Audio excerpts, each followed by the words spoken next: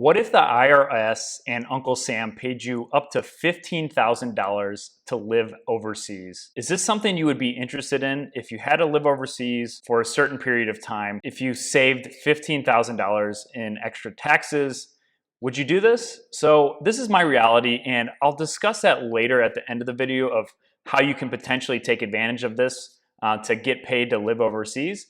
But this video, I'm going to discuss my top 5 reasons for why I left the United States more than 10 years ago and why I love living overseas as an expat and as a nomadic entrepreneur. Let's go ahead and dig into my top 5 reasons on why I left the United States. So before we dig into this video, I want to have a very strong disclaimer and preface this that I absolutely love America. I love being American. I had an amazing time growing up in the United States until my early 20s, and I cherish that time in the United States.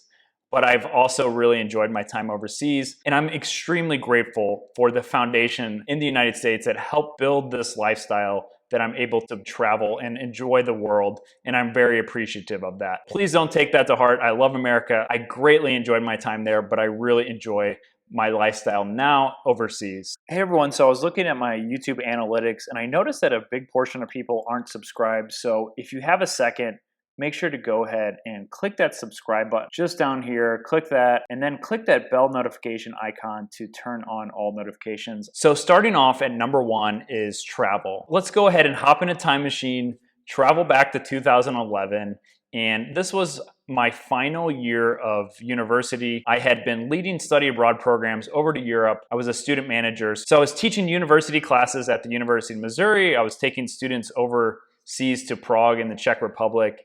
And I had just fallen in love with study abroad, with traveling, and it's something that I wanted to continue doing after graduating. So it was my final summer to take students abroad, and after I graduated, I skipped my graduation.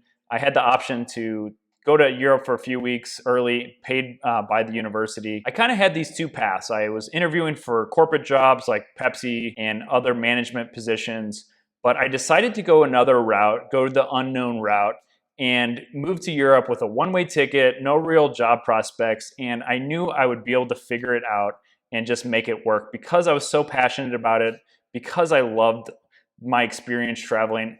I knew if I put my mind to it, I would be able to work and travel and build a career sustainably over time. And that's exactly what I did. I decided to move to Europe. Within a month or 2, I found a job working in Europe, and I knew this was that light bulb moment for me. I was able to move over to a foreign country, get a job, continue growing my career, make good money while all still traveling and building a lifestyle that I absolutely love. During these early days, it became very aware that my goal in life was to travel around the world, have unique experiences, learn more about cultures, and have these experiences with people I love, like friends and family.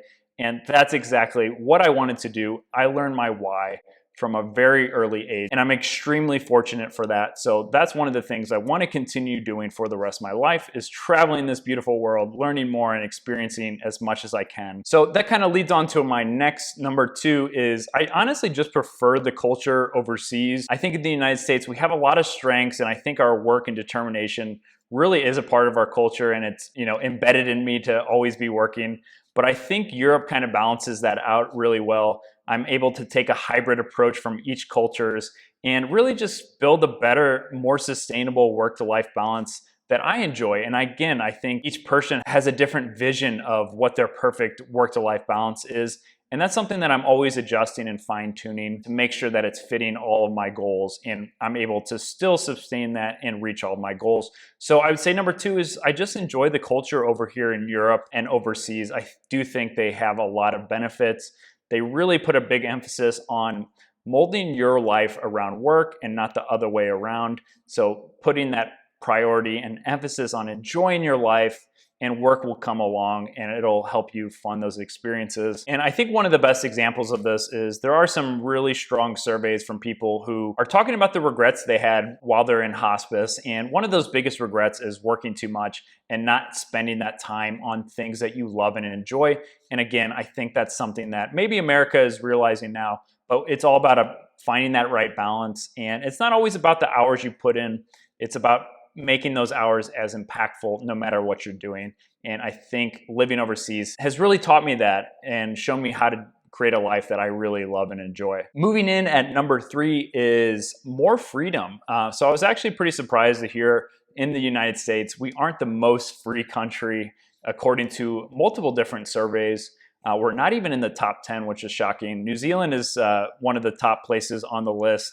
And I'll have to share the article here, but essentially it's saying that based off of a bunch of different factors, they've ranked the most free countries, and America isn't even in the top 10. And that's something that I quickly realized when I was studying abroad in Italy, where there wasn't so many rules. People just weren't really concerned with what's going on or what you're doing.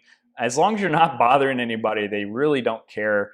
And I love that kind of part of the European culture is, I think in the US, we have so many rules and laws and restrictions that kind of become a really negative part of our culture. Everyone's trying to sue somebody. We're one of the most incarcerated countries. And I think overseas, you kind of just have this freedom where they don't really care what's going on as long as you're not bothering anybody. And I think that is a really important part of why I enjoy living overseas and living in different countries. Moving on to my number 4 reason is the geo arbitrage. Again, looking in the United States, if I wanted to live in one of the top 10 or 15 biggest cities where there's a lot of stuff going on, there's a lot of things happening, the cost of living in one of those large cities is astronomical compared to the lifestyle that I've been able to build overseas. I would say I'm able to take a normal New York lifestyle and move that overseas and have a much more elevated lifestyle than if I was going to live in any large city or any city in the United States at all.